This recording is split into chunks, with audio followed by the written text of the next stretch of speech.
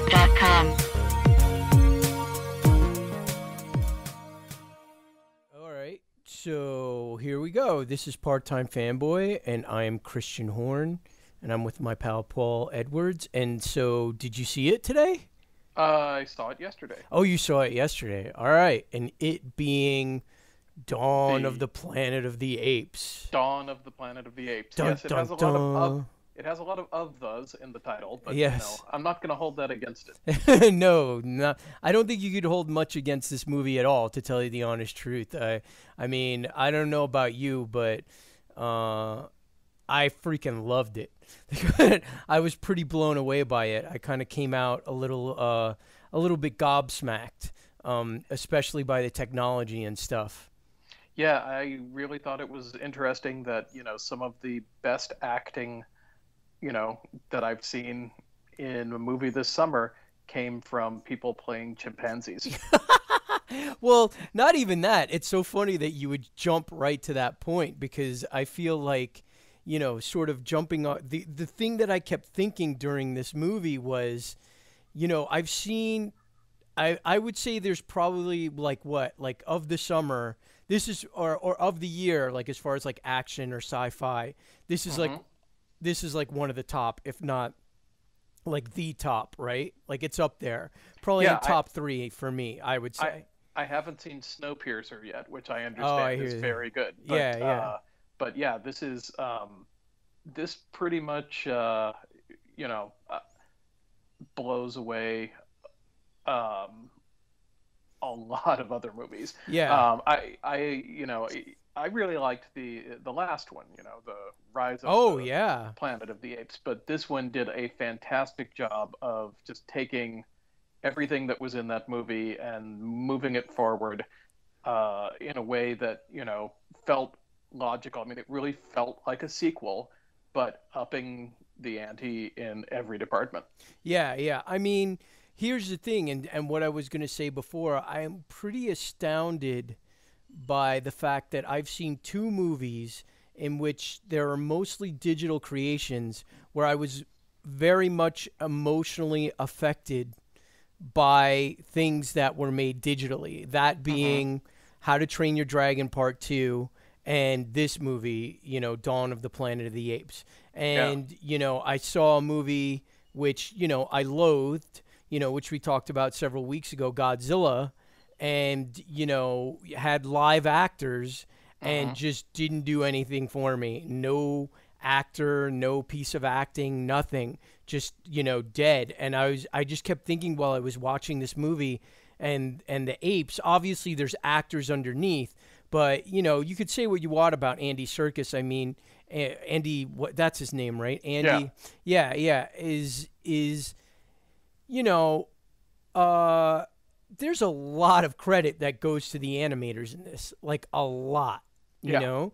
Yeah. And for me to, kind of just discount that there's this huge digital aspect and that we've reached this point where characters that are mostly Andy Serkis, the characters that are mostly created in a computer, through technology. I mean, we're at the point where, that the CGI is like that good. You know what I'm saying? Yeah, I totally get it, because I mean, it's a new style of acting.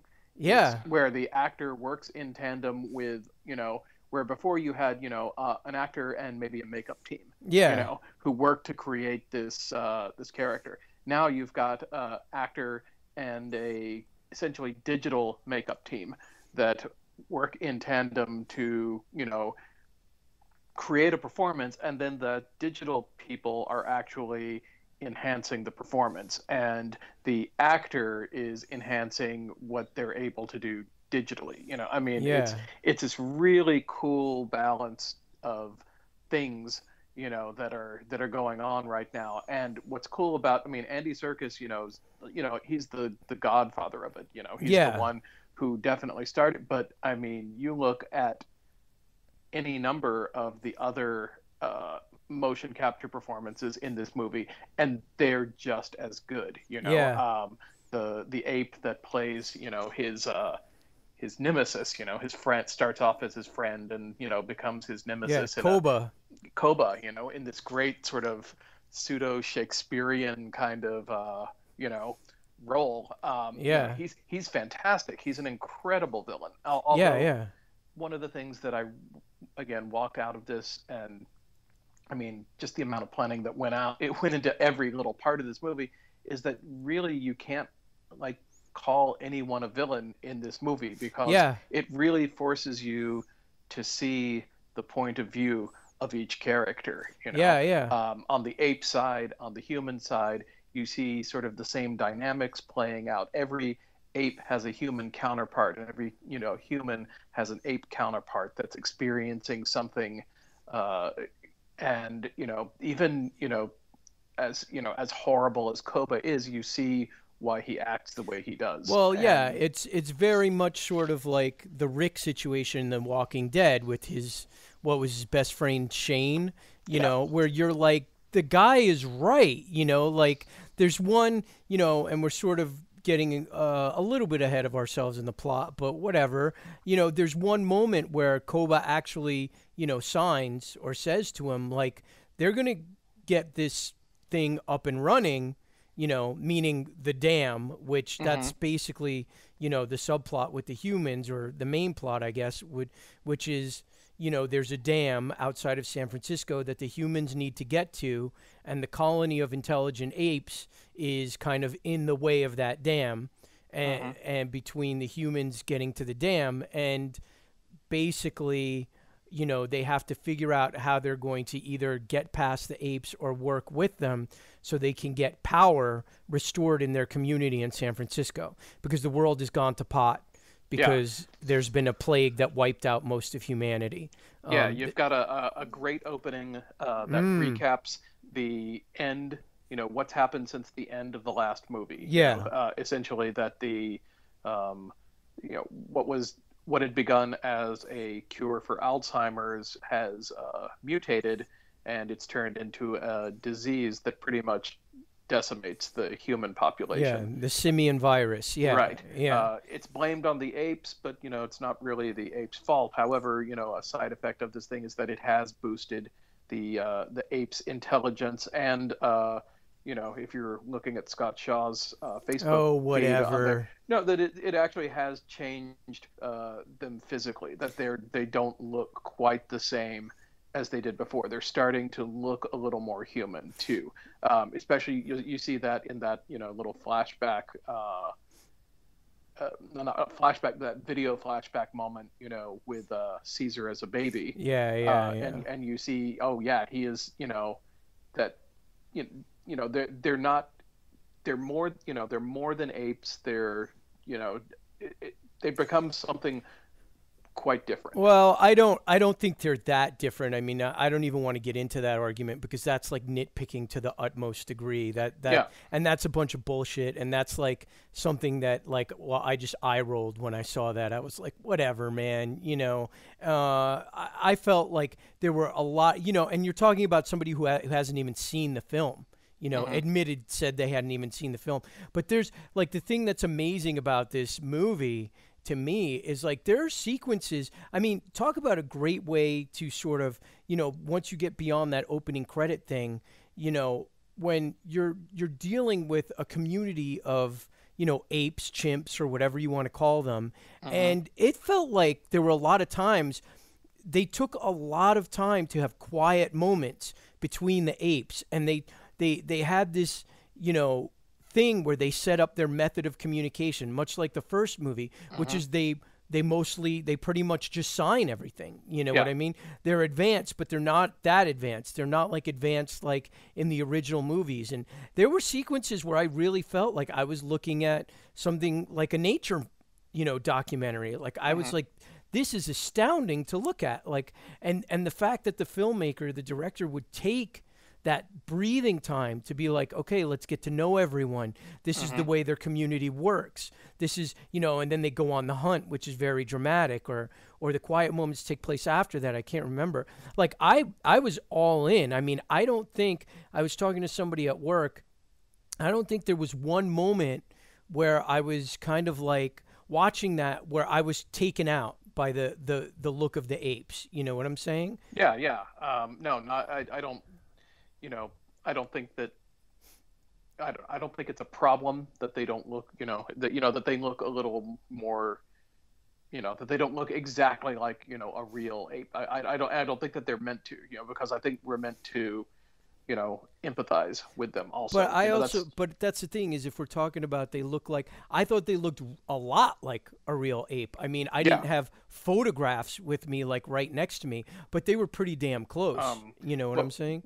One of the interesting things too is that the apes have. This is when we begin the movie. It's 10 years after the outbreak of the simian flu, and they haven't seen people in what they say basically 2 years. And that's they're right. They're wondering if maybe humanity's gone. And they're Caesar is he's broken up a little bit about that, but at the same time it's like this is their world now. And they've developed their own sort of social structures and their own rituals and their own way of doing things. It was really, really cool to see sort of what they ended up, making. And, they do take little bits of human culture into their own culture. They build, they make things, they use tools. But it's a very primitive, styled structure, which is really cool because it's not like, I mean, going back to the original, Planet of the Apes movies, which was very much sort of in a way, sort of a Stone Age, like the apes had sort of a Stone Age culture, but they also had, guns and little bits of human technology, that were sort of left over. But with this one, it's very much of a, more of like a primitive, sort of Bronze Age sort of culture that they've got going on. Yeah. What I thought is great is that immediately, it does throw you in with the apes for a big chunk of the movie. You're with them, and then when when the people sort of join in, and they kind of come out of nowhere. Yeah, they kind of come out of nowhere. It's like a little bit of a shock. It's just like, oh crap, like there's people, and then you leave the apes for a while and follow the people, and you see sort of what's become of human culture at the time. Yeah. And again, like you said, the purpose of this is to get the power back on. It's really important for them to get the power back on. And what I really loved about this movie too, and it's not the reason why they need to get the power back on is not just for lights and for everything. It's so that they can access their memories, because everything that we have now is digital. Well, yeah, that's sort of one of the big. I mean, this movie is like really layered. I mean, there's a lot of stuff going on, and that's not to say like intellectually layered. Like it's hidden in there. This is a very entertaining movie, but like this is like there's like layer upon layer, and that's like one of the biggest comments like in the movie. And I was talking with my boss about it at work today, and he was saying like the comparison of like, yeah, everything is digital. We rely so much on gadgets and technology. Like, which society is really better? You know what I'm saying? It's sort of like when you would see, again, like those like National Geographic documentaries, and you go into the Amazon, and there's like tribes of, Native Americans or whatever, Indians or whatever you want to call them. And it's like, which society is better? It's like, because when you meet the chimps, the apes, everything is peaceful. They're all fine with each other. There's no real conflict amongst each other. It's only when they come into contact with the humans that they start like questioning each other. And it's just really interesting. And then there's just so much of that sort of thing. Like I thought there was not a big like it wasn't an anti-gun commentary to me. It was Oh, just the yeah. fact that it was like, as soon, eventually, the apes start kind of like, because the humans, they go up to they try and go up to the chimp community and convince them, oh, can you let us get through to this dam so that we can get through? And basically, you've got what's his face, you've got Koba, and Yes. he's Caesar is willing to let them come through, but only for a short time, to Hmm. get their work done. And Koba's like, no, if as soon as you let them through, they're gonna get that power back on, and Yeah. they're gonna be able to come and get us. Yeah. Which he's absolutely right about that. Yes, But and you've got on the other side, you've got your basically the human counterpart to Koba, who is Gary Oldman. Gary Oldman, exactly. Who's very much of the, he's like, okay, I mean, he's got a full armory and he's ready to go, Kill full some bore apes. against the apes. Yeah. Unless, But you know, that's the thing. Like with Gary Oldman, didn't you find, like, what I thought about Gary Oldman's character is like, there was like, who's going to believe a bunch of talking apes? Like that's the first thing that really astounded me, is that when these new band of humans come across them, they've never heard of like talking apes. mhm. They didn't know about them.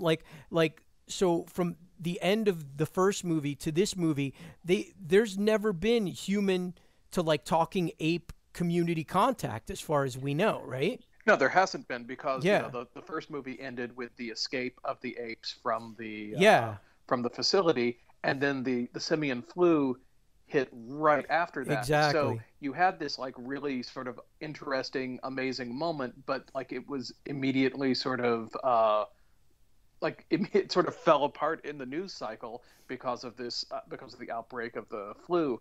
And so yeah, maybe one or two people are alive that remember the ape escape, but Yeah. you know they probably haven't put it together, and they certainly never put it together, that these things now have human intelligence. Yeah, yeah, yeah. And that was sort of, for me, what was playing with Gary Oldman. Like I felt like his character was like, yeah, right, whatever. These are not really intelligent.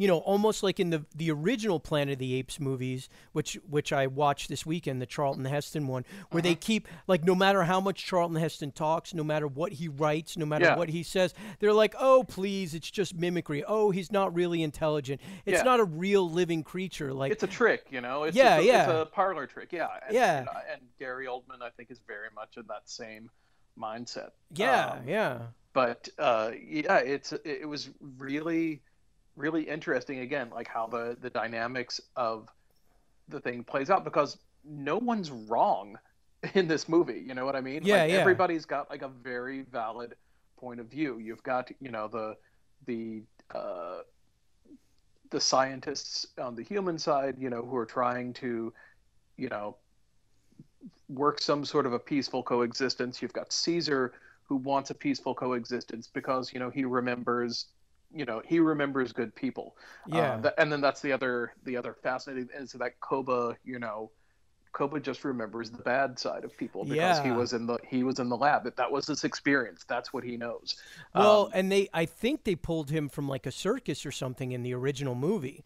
I mm, think they might have said that, or I don't know, a zoo or something. But that was an amazing scene where him and Caesar are talking, and they're not even basically talking; they're kind of signing, and then Koba says like Caesar says something like, we'll let the humans do their work and then they can go. And yeah, Koba's like, this human work. and he Like, points out yeah, every scar on his body. Human yeah. work. Human That work. was Yeah. really powerful stuff. Like, I was just like, wow, talk about like being able to deliver a powerful moment, but with little to no like actual full dialogue. You know what I'm saying? Like spoken Oh dialogue. yeah. I mean, a good chunk of this movie is subtitled.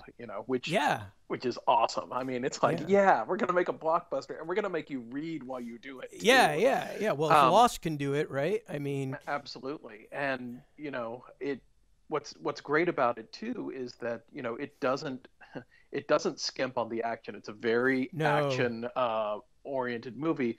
But then when they have like sort of the big epic battle, when the apes do pick up the guns and they start the fight against the human, it's horrible because Yeah. it means like that they just turned into us. Yeah, well, that's the thing that I wanted to say about before is that it shows that I mean, once the apes get the machine gun, Koba, Hmm. because the big thing is that Caesar is able to dominate the rest of his tribe because he's the strongest or he's the Hmm. smartest or he can figure out how to win, in combat or something. But Hmm. once Koba gets a gun, all bets are off. Like Yeah. it doesn't matter. It becomes not even an equalizer. He becomes the dominant, sort of chimp, and and the people like him. And it just to me it made a really big point about like why people would get addicted to the allure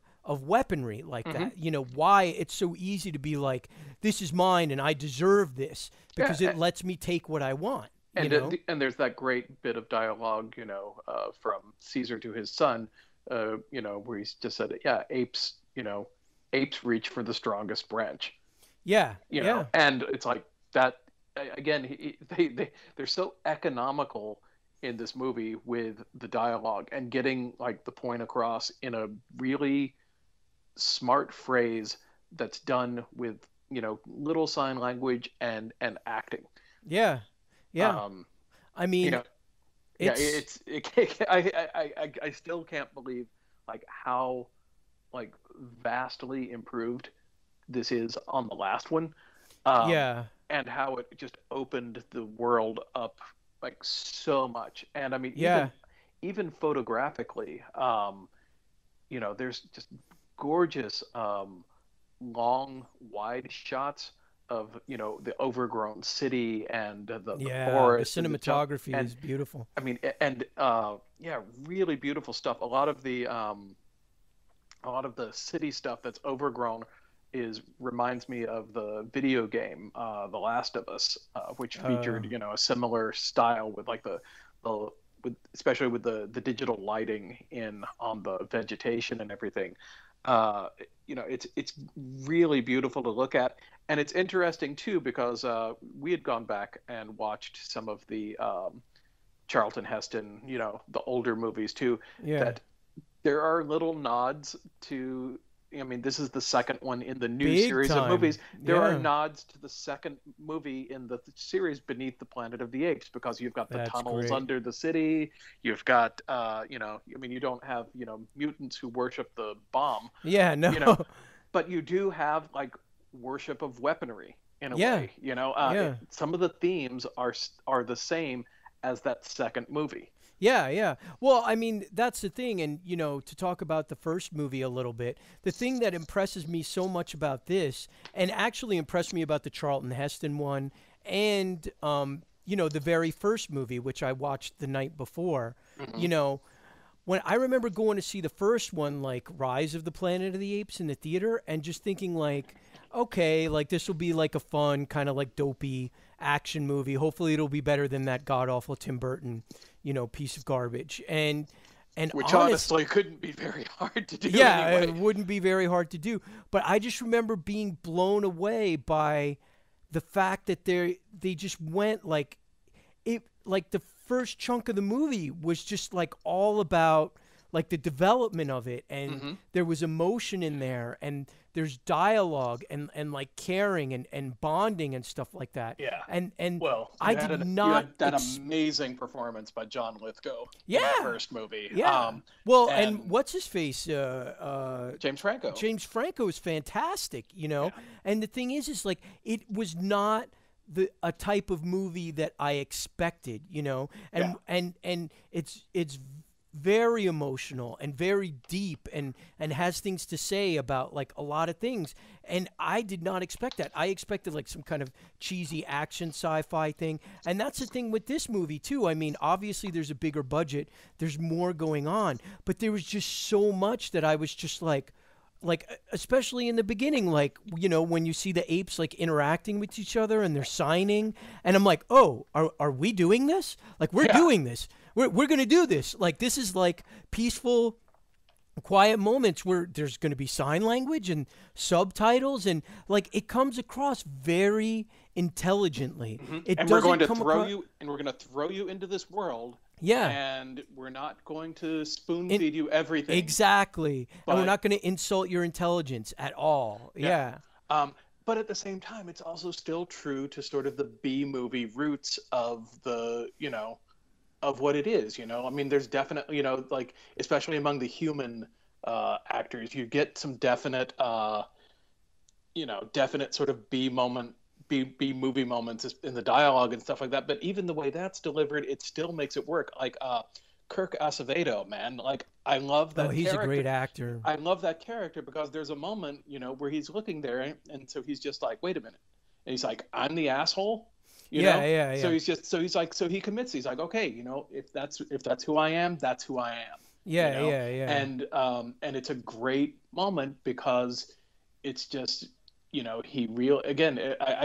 And it's so weird. I keep throwing back to Shakespeare on this because it's very Shakespearean in Well, like yeah, it's in the very terms of you've tragic. got Yeah. it's a tragedy. You've got, it's all about, power and the people who are, trying to get power and the people who are, trying to hold on to power and what it means to even have power. Yeah.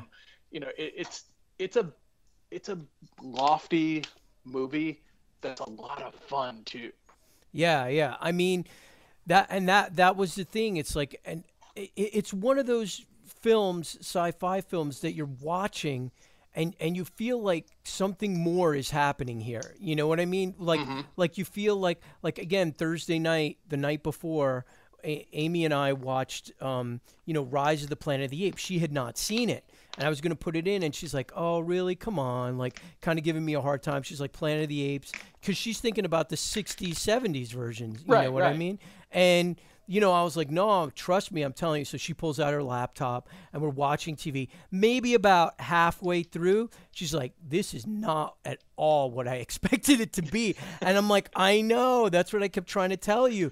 And she's like watching it and really likes it. And then, I had already made plans to go see it with some friends from work Hmm. because, she didn't want to go see it. So, and then we're getting ready to go to bed. And she's like, "Well, now I want to see the sequel." And I'm like, "But I already made plans with my friend," and that's the thing is like, I told her I would go see it again and if it was good, but that's the thing is like, it's the sort of thing that it's the sort of writing and planning that's just like, this is the type of thing that I love. You've come across a group of people, the producers or whatever, the people at the studio. Hmm. There's obviously they want to make something better than just your average, Yeah, yeah. crazy. And that's the sort of feeling I get a bit out of, like, say, Marvel Studios or something like that, Hmm. or you know what I'm saying, Yeah. or there's, or Pixar. You know Hmm. what I'm saying? Like that there's something there where it's like we want to do something better than just making a fucking movie. You know what Yeah, I mean? yeah. And And I think it's there. a lot of that has to do with Matt Reeves, who like is, he's one of those guys who just gets better with every movie that he makes. Cloverfield, I know a lot of people didn't like Cloverfield. I really enjoyed it a lot because I thought that, he was trying for something, he was trying beyond even what like the script had given him and everything. He was trying for something like just a little different in making a monster movie. Yeah. And Well, then the remake of Let the Right One In was fabulous. But this is just like whole other level. This is like, I mean, looking at this is like, wow, like this guy gets it. Like he not only knows how to like, just to tell a story and make a movie. He understands the new way to make an effects movie and to use digital effects to their full potential. Yeah, I mean, and that's the thing is that with even Rupert Wyatt, the director of the first one, I mean, there's some sort of guiding hand going on there. I mean, we can say what we want about the directors; they both did like a fantastic job. But I remember when I heard that Rupert Wyatt was gonna not do the second one because his ideas were different than whatever they wanted to do, with Dawn. Hmm. Like I was very worried, and I think that's why I kind of went in pessimistically on this one, where I was like, okay, I want to see it, but is this going to be as interesting to me as the first one was? You know what I'm saying? Yeah. And yeah, I mean they pulled it out, and I think it is the same. I'm not sure if it's the same writer or the same producers that are Hmm. involved with the first and second one, but whatever's going on there, you like I said, you've definitely got people who are interested in crafting something, and with the reverence to what came before. You know what I Yeah, mean? yeah, absolutely. I mean, in the first, in Rise of the Planet of the Apes, they made reference to, the mission that Taylor had Yeah. gone Well, on, there's footage so of Charlton Heston in it. yeah, so Yeah. you've got, it doesn't discount what came before it. It keeps it there, but then makes and in the best sort of sci-fi way, it makes that like a possibility. It's Yeah. like here's something new, and if you loved the old stuff, we're not gonna throw that away. We're not gonna Yeah. get rid of that, which is such a usual reaction. It's like, the thing that came before us sucked, but we're gonna make it better. We're gonna Yeah. improve Yeah. it. And with this one, it's like, no, no, no. You can go ahead and enjoy that. That there's nothing wrong with that. We're just doing something different with it, and we Yeah. hope you enjoy that too. Yeah, and we have a different toolbox to work with, and we're going to utilize that, but it's not going to get in the way of what we're trying to do. Like it's so many, action sci-fi movies, it's like they're so dependent upon the technology, Hmm. Godzilla, that they forget all about like the human element. They forget about what makes movies interesting, dialogue, chemistry, connections between people and events, Or between chimpanzees. or chimpanzees. You Yeah. know, Again, it's like it treats non-human characters as characters, Yeah. and and so many that would have been so easy to like sort of caricature, Yeah. and they're not, they're just as believable as the people. Yeah, yeah. I mean, and that's the real thing that very much blew me away about this movie was the fact that as much as okay, there's people there and they're talking and they're doing their thing and they've got their goals and stuff like that. I mean, you really like every time I was like, I want to see more of those apes, man. Like I was so much Hmm. more interested in their culture and what they were doing and what they were going to do because again like Koba is right. I mean like how do you sort of justify this, because he's absolutely right that as soon as the humans are able to get power back into their community, they're going to have the upper hand. Yeah. You know what I mean? And they're going to take us out. They're going to get rid of us, And, there's almost a little bit of a like naive quality to Caesar to be like, no, we'll be okay, And Yeah. it's like as, I mean, look, he can't even look at the fact that they kind of like destroyed themselves, which I think they even make note of that, like when they're talking about humans in the beginning of the movie, they say like, well, they destroyed themselves, you know what I Hmm. mean? So if that's the thing that I was very much like, wow, this is kind of crazy that he's trying to make peace, but he's trying to make peace with the species that basically did themselves in, Yeah. is so destructive, is so fucking bloodthirsty, or rapacious that they basically did themselves in. But he still has a connection because of Because of James James Franco. Franco. Yeah, I Yeah, mean, yeah, he sees the good, and it's so sad. I mean, because like really, it, you have a bunch of characters, who are optimistic. They yeah, want to make it work. And when things fall apart, it's like horrible. But at the same time, it's like, wow, at least they made the effort, Yeah. and that's really, again, it's one of those beautiful moments of humanity in there. It's like that it's not you know succeeding in a way is like it's important, but if you didn't succeed, at least did you take the effort to to work for peace, to take that moment when it was presented. Yeah, yeah. I mean, it's funny because it really does set, unlike the some of the original movies. I mean, up until towards the end, it really does set the apes as the protagonist. Hmm. Straight from the beginning. You know what I mean? And it sets them up as the people to be sympathetic toward. You know what I mean? I mean, you're when when the humans do show up and they present their goals, you're sort of like, well, there's a part of me that was like, well, you had your chance. You know what I mean? Hmm. And then when Kirk Acevedo, immediately just shoots an ape. That's the thing that I didn't get like right away. I was like, does he know that they're intelligent, or is he like, what the fuck is an ape doing out here? Like, Yeah. and just shot it because he thought it was a monster or something. Like, No. I mean, thought it Well, would not a monster, but like yeah. an animal that would hurt him. Right.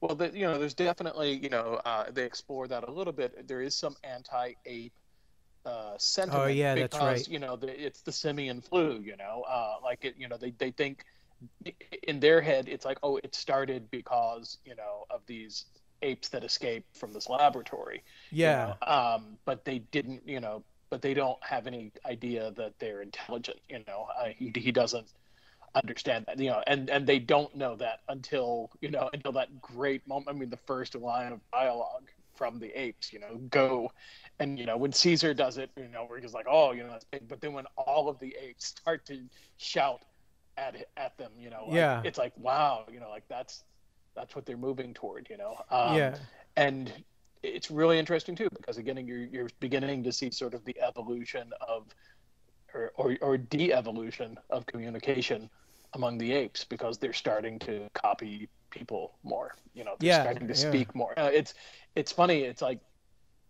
the more that they move toward becoming like people, the worse they become. Yeah, yeah, yeah. I mean, Or in some cases, the better they become too, because you've got a big part of this movie is Blue Eyes, Caesar's son, who yeah. is growing. He's sort of an adolescent ape. It's the transition from being just sort of a follower and somebody Not who having not direction. has any Yeah, sort of direction to someone who could become his father's successor. yeah. And he, in a lot of ways, exposure to people makes him a better character. Yeah, yeah, yeah. It's. I mean, the whole thing is just. It's just so astounding. It's funny because that you mentioned Blue Eyes. Like when I was watching the original Planet of the Apes, they call Charlton Heston Bright Eyes, Yes. and in the Rise of the Planet of the Apes, they call Caesar's mother Bright Eyes. That's Hmm. her name. And I was like, whoa, talk about the callback. Like, I was just like, that's amazing. Like it's just so much thought just went into every aspect of this. Like, and that's the thing that sort of like makes your heart warm when there's a thing that, like, obviously you and I grew up with these movies. They Hmm. were on TV all the time back in New Jersey, All just the like time. all the effing time. And, so much so that you kind of got sick of them after a while, they were just Funny, on. And the funny TV story for show. me about the Planet of the Apes. Yeah. When I was growing up, I had a black and white television, and I watched I watched all of these movies on my black and white TV. I Yeah. was shocked when I was older and I discovered that they were made in color. That's hysterical. That's really funny. Oh man. Yeah, but I'm just talking about, just to bring up that first original movie. I mean, that's another thing where I started watching it and I was like, we have a good friend, Steve, Hmm. who's like, that movie's not good. It doesn't hold up or whatever. It's not a good movie. And it's just like, dude, I got to disagree. I mean, look, there's stuff in there that's hokey, and there's bits where Charlton Heston is kind of like, doing a little bit of the male kind of like shithead swagger, Yeah. sort of thing that he kind of like devolved into towards the end of his career. But Hmm. the thing is there's a lot of smart stuff in there, man. There's a lot of like Well, subtext about technology and science, especially you with what we're going through today, like science versus religious dogma, and can the two coexist? Like I yeah. was like, Well, whoa, you've got you the know. a great Rod Serling written screenplay there. Well, that's You know. interesting because he co-wrote it, Yes. and they rewrote the hell out of that. Like originally, according to Wikipedia, and we all know what is on Wikipedia is true. That's right. Originally, it was supposed to be like a futuristic setting, like the Hmm. apes were supposed to be living in like really like I guess sort of Star Trek like digs. So they rewrote a lot of. So I don't know what exactly survived of like Rod Serling's original ideas. Even the ending. And that's the thing that surprised me too, is that they give you like tons of clues throughout the whole movie as to like the what ends up happening in the end. You Yeah. know? Yeah. Well, but that's and that's the it was a less sophisticated audience at the time. You know what I I mean? guess, yeah. This kind of twist, certainly hadn't been, done many times before. I mean, Sure. it had been done, I think, a lot in like science fiction novels Yeah, and yeah. books and things like that, but you hadn't seen stuff like that on the movie screen. And Yeah. so, like when it hits, it's one of it's sort of like Sixth Sense did at the time, where it's like, oh, it made you rethink all of the stuff that you had seen prior to that, and be like, oh, that's it. Yeah, yeah. No, I mean, yeah, and no, you're absolutely right about that. I don't think people were going into movies trying to second guess them, at every minute, with the Planet of the Apes. But that's the thing, is like all I'm saying is that there that it's a really, there's a lot of dialogue in it. There's a lot of like apes talking to man. There's a Hmm. lot of people talking about philosophies. And there's a huge chunk of the movie where Charlton Heston just doesn't talk. You know what I Yeah, mean? yeah. Like, and he's so good. It's interesting. It almost, it's to his benefit, because when he does talk, again, he has that sort of like chip on his shoulder, like, I'm Charlton Heston and who are you? You know what I mean? But when he's not able to speak, the way that he emotes and what you get out of his eyes is Hmm. really, really pretty powerful stuff as far as acting goes, I thought. Yeah. I was like, he's doing a really good job of communicating the situation that he's in and what he's trying to do.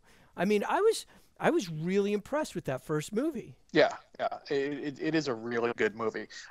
What the unfortunate thing about the first series of Planet of the Apes movies is that in their rush to make sequels and capitalize on it, that they would slash the budget each time. Yeah.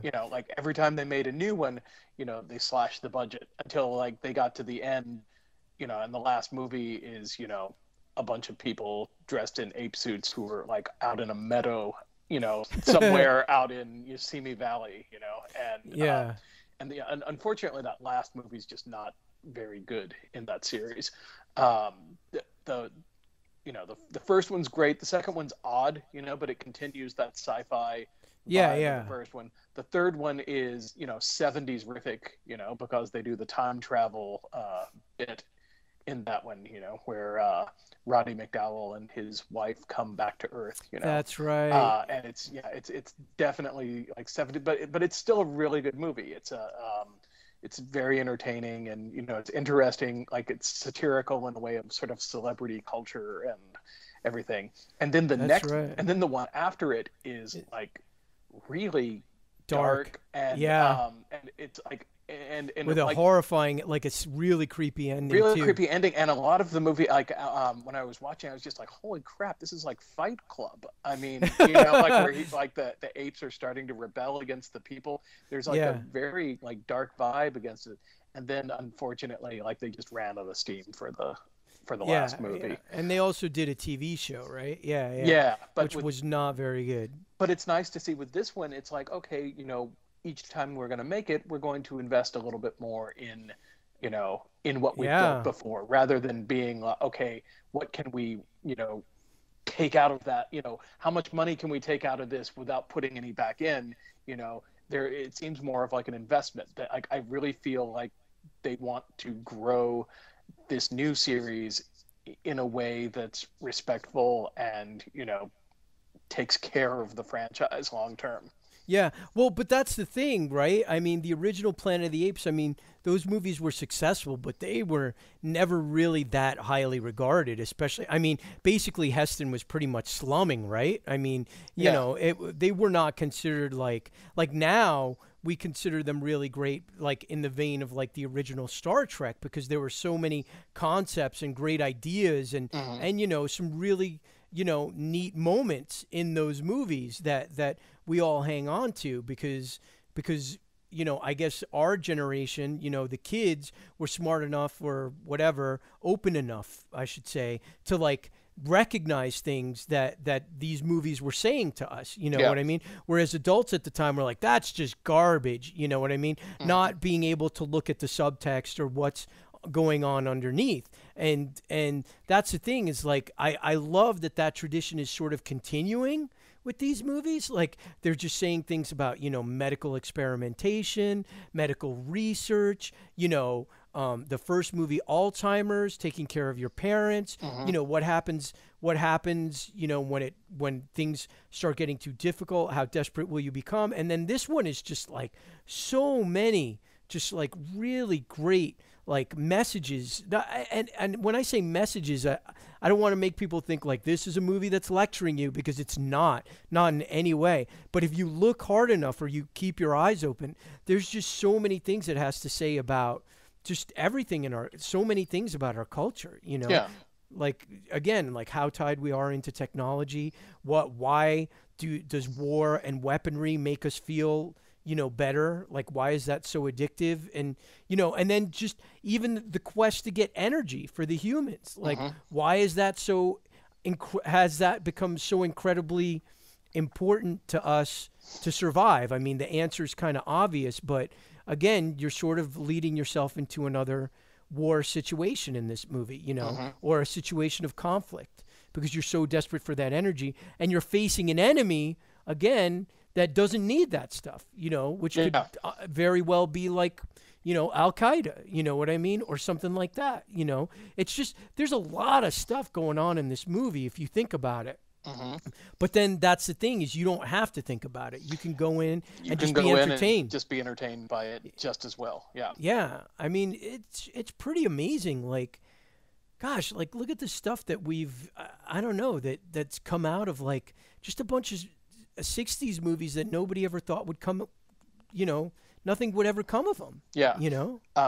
It's a joy to see somebody you know, take something and improve on it, Yeah, and do it because they enjoyed the originals rather than, just sort of blindly ripping off. Like, everybody, you know, people talk about like, oh, another reboot, another blah, blah, blah, and, to an extent they're right. It's like, oh my God, like, it's like, oh, there are no, like, really, you can't come up with any original ideas, yeah, yeah, but at the same time, like, if you I think if you take the approach that they have with this series and, use it to comment, on humanity and like to actually think about things and, and I mean, I have no trouble with someone rebooting a series if they took the approach that this one does. yeah, yeah. I mean, yeah. I mean, it really does all depend. I mean, I think there was an article in the Onion AV Club, which Hmm. is like, which was making the point of like Hollywood is just redoing everything, and like they were saying that the Planet of the Apes was kind of like symptomatic of that. Like why don't you give us anything new? This is just crap. Why can't you recognize it as such? And I'm like, and there's a part of me that does agree with that, where it's like, let's come up with something new. But the thing that we have to realize, like, when was the last one made? Like what, 70 something? Hmm. That's like what, 20, 30 years ago? Like the times evolve and they change. And if you're going to reboot something just to make a crappy action movie, well, screw you. But if you're going to reboot something to talk about the times that we're living in and take an idea and maybe remold it and reshape it into making something thoughtful yet entertaining, then again, just like you, I don't know how much of a problem I have with that. Yeah. You know? I'm glad that they did it. You know, not just the idea of like remaking it with, you know, better special effects, because that's that's what the Tim Burton one was, you know? The Tim Burton one was just taking, like, you know, like the idea of a Planet of the Apes and, you know, like, to me, that if, you know, when I hear like a reboot or something like that, that's usually the way people go with it, you know? Yeah. And with this one, it's like, no, you know, we're going to redo it, but we're going to, you know, we're going to use the core ideas of that movie to explore new ideas and, you know, to see what it says about us, because that's the one thing that, you know, the best part of the first Planet of the Apes series is that it, you know, it's never really about apes. It's about us. It's always about, you know, us. Yeah. And what does it say about us? And, you know, and that's what it does. You know, this one's definitely continuing in the spirit of the Planet of the Apes, and sort of in the spirit of Rod Serling and that Twilight Zone. You know, like this. This is the closest thing we have, I think, to sort of that Rod Serling style. You know, because everybody with Serling, you know, what people get bogged down, they always get bogged down on the twist. They think that Serling's all about the twist. You know? But, you know, there were a lot of writers for Twilight Zone, and it wasn't ever, you know, in their heads, it wasn't about the twist. It was always about, you know, characters. Exploring what it means to be a person. The human condition, yeah. And, you know, this is definitely in that same vein, which is, I can't think of, you know, I mean, the two movies I've loved this summer more than anything else have been this and Cold in July, which is the, you know, sort of a noir movie, you know, but again, because like they're exploring the same thing, you know, what does it mean to be a person in, you know, this kind of a situation and things like that. You know, it's two definite, you know, opposite ends of the budgetary scale, you know, but with a similar sort of heart. Yeah. No, I mean, I have to say, I mean, I agree with you, obviously, 100%. I mean, there's just so much in there. What I find interesting, too, is that it seems that they were very smart because they sort of kind of flipped the chronology with these, whereas the original Planet of the Apes series started like way in the future and ended up in the past, sort of, you know. This one starts in the past or starts at the beginning, and it looks like, I don't know what the plan is for the next couple of movies, but it looks like they're going to take us like further down sort of like the tunnel, you know what I mean, of like into the future, how the society develops, maybe do things become much more desperate for the humans, which it looks like it might, you know what I mean? Yeah. Or like where exactly are we going with this? I mean, that's the exciting thing for me, is that someone at the beginning of this whole project was smart enough when they made Rise of the Planet of the Apes to go, why don't we just flip that and just start at the beginning? You know what I mean? You know, because there's, which one is it? The fourth movie where you end with the little chimp saying like, "Mama." That was the third one, yeah. Yeah, the third one. Okay. Yeah, where it's like, you know, they sort of went back in time and showed us how the whole thing kind of got started, you know. But yeah, I mean, this thing, I gotta say, like they're onto something, you know. I mean, I don't know how much money it made this past weekend. I didn't even look. But 75 million. Wow, that's kind of like what I predicted. Holy cow! It had crazy. I think it nearly doubled the last one's opening. Oh, weekend. Really? Yeah. Oh, man. Well, I know that I want to see it again as soon as I get the chance, and I know I'm going to take Amy possibly next weekend or this coming weekend, because I just think it's, I mean, I was sitting there looking at it and going like, you know how like you would go see like CGI movies or something like, and you'll be like, that doesn't look quite right. I mean, obviously you're dealing with a talking chimp or whatever, monkey. Mm-hmm. So Mm-hmm. you're automatically disconnecting from that because you're like, that's not real. Like, you know what I mean?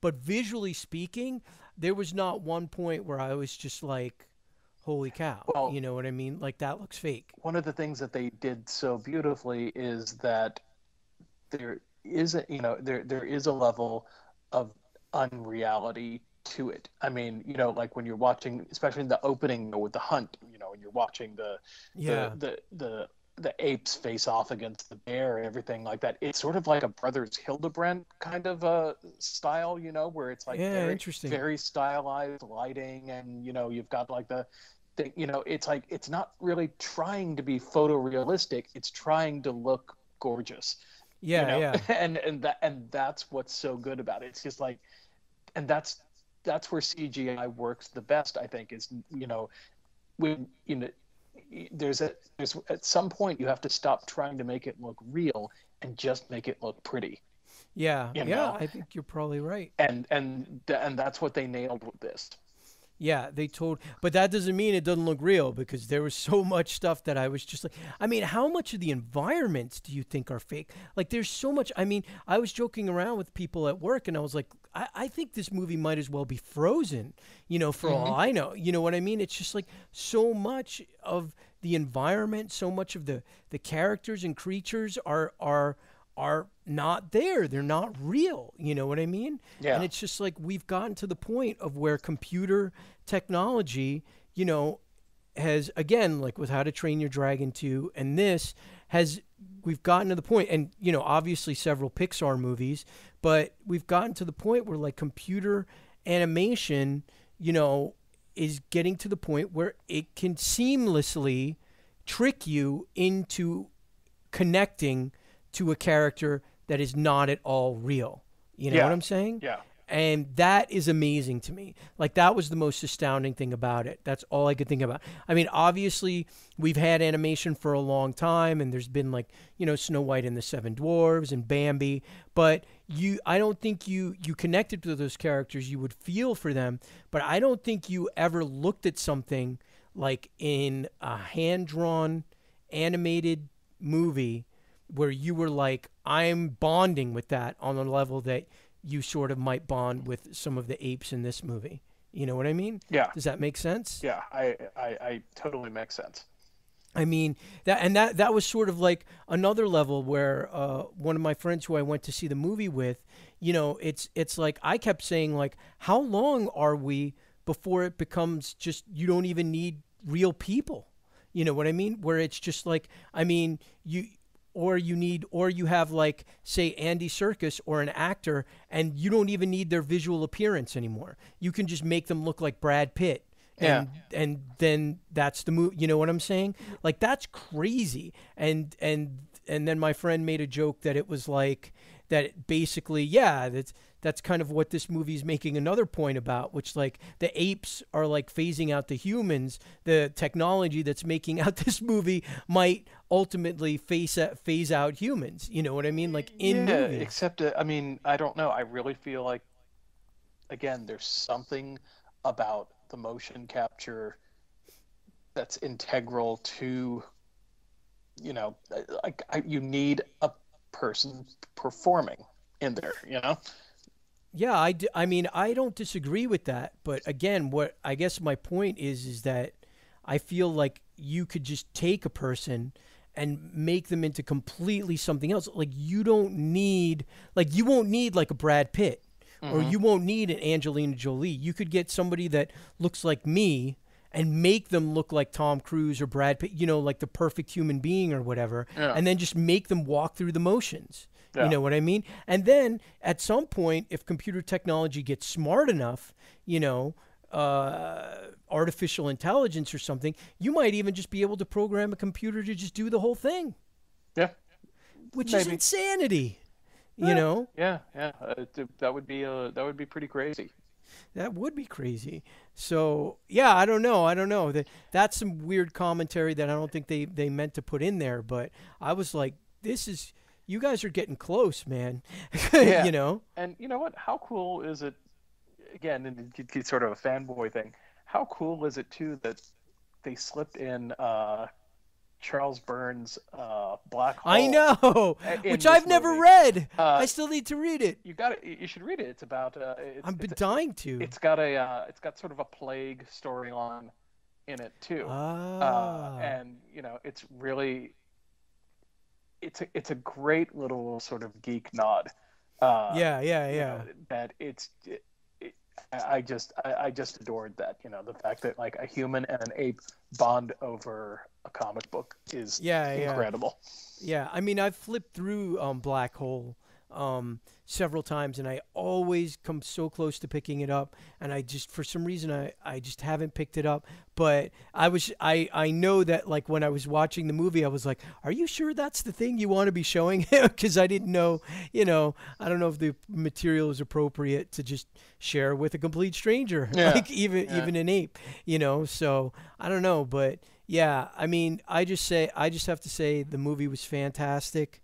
I think the characterization is all there. I think, I mean, it was the full buffet for me. You know what I mean? I yeah. came out like fucking satisfied. I was just like so full to the brim and really kind of dumbfounded in a way. I mean, I came out of that movie, which doesn't happen a lot, and I just kind of didn't really know what to say other than that it was terrific. Like, Hmm. talk about. I mean, I just think it's a great work, and Yeah. I just hope it does well It's enough for another one. it's definitely the first movie that I've walked out of this summer and been immediately like, hey, I want to see that again right now. Yeah, yeah, yeah. I would agree with you on that. I mean, I saw The Winter Soldier twice. I really liked that. But obviously, there's also the connection of, really loving the comic books and stuff like that. Hmm. But, I don't know, man. This is definitely in the top three so far of what I've seen. I mean, I don't get out to the movies as much as a lot of people do. But, I would say like maybe The Raid, this, and possibly like the Raid 2, I mean, Yeah, this and I don't Winter know, like Winter Winter Soldier. Yeah, Soldier yeah, maybe. Yeah, yeah.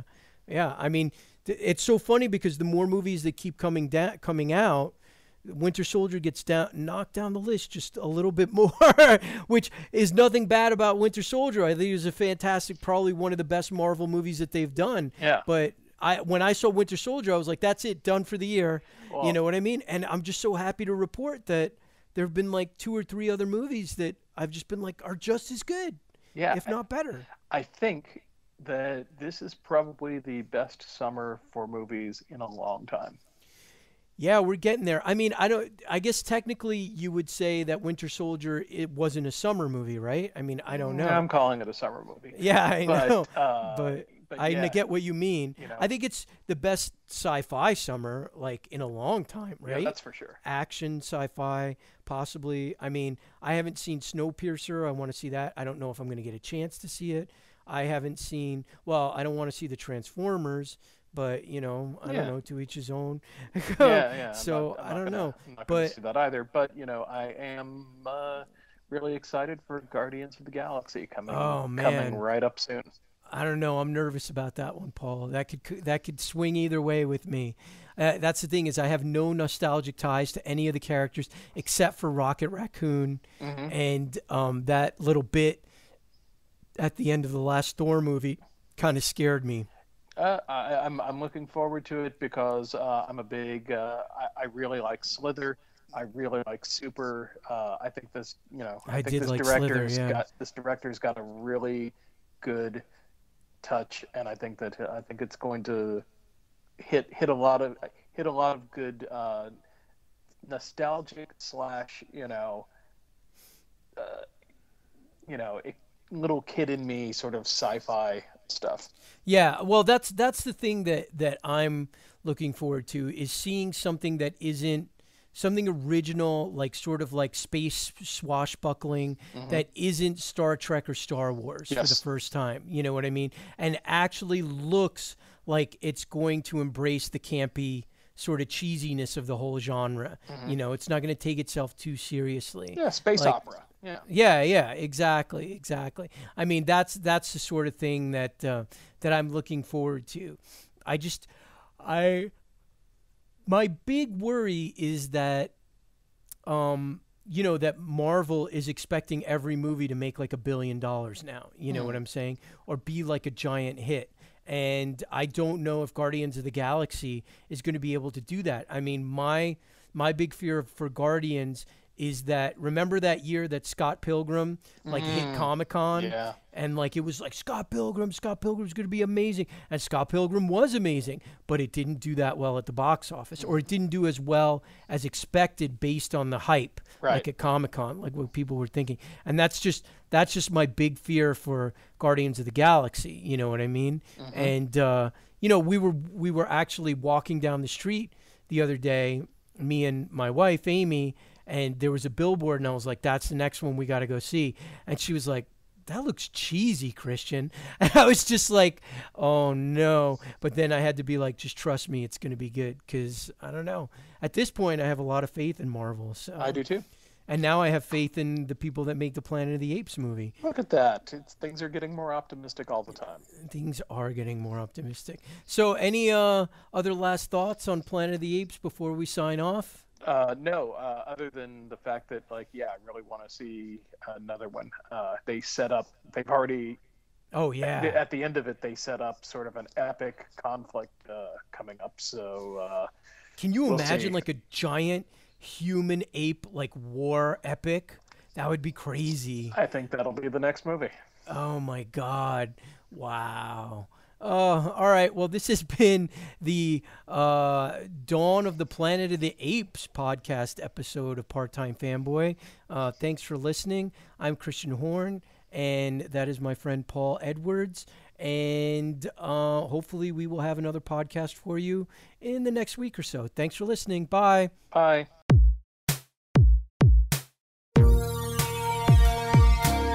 Part-Time Fanboy. Part-time fanboy doing my thing.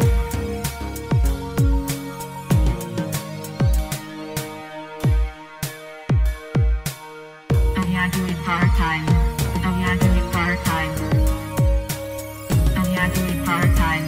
Oh yeah, doing part-time. PartTimeFanboy.com